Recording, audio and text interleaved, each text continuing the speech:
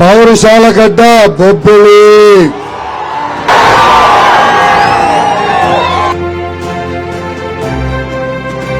ఈ లోకేష్ తగ్గేదే లేదు.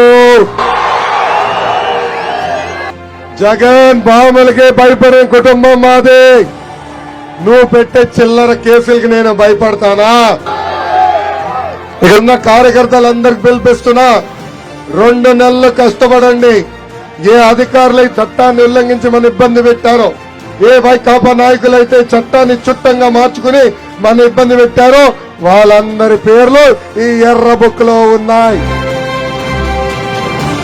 విజయనగరం జిల్లాని అభివృద్ధి చేసింది తెలుగుదేశం పార్టీ. ప్రజలందరూ ఒక్కసారి ఆలోచించాలి. రోడ్లు గాని, బ్రిడ్జిలు గాని, సాగు తాగు నీటి పథకాలు గాని, టూరిజం ప్రాజెక్టులు గాని, పేద ప్రజలకు ఇల్లు గాని ఇవన్నీ కట్టింది తెలుగుదేశం పార్టీ.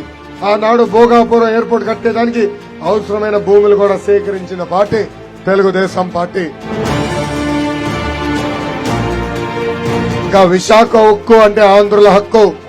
ఆనాడు పెద్దవాళ్ళు పోరాడి విశాఖపట్నానికి ఉక్కు ఫ్యాక్టరీ తీసుకొచ్చారు. ఈ రోజు ఈ జగన్ ప్రైవేట్ కంపెనీలతో ఒప్పందం కుదుర్చుకుని ఆ సంస్థని ప్రైవేటీకరణ చేసేందుకు ప్రయత్నిస్తున్నారు. ఉత్తరాంధ్రకు నేను హామీ ఇస్తున్నా, 2 నెలల్లో తెలుగుదేశం జనసేన ప్రభుత్వం వస్తుంది. ఆ ఉక్కు ఫ్యాక్టరీ ప్రైవేటీకరణ జరగకుండా చేసే బాధ్యత నేను తీసుకుంటాను.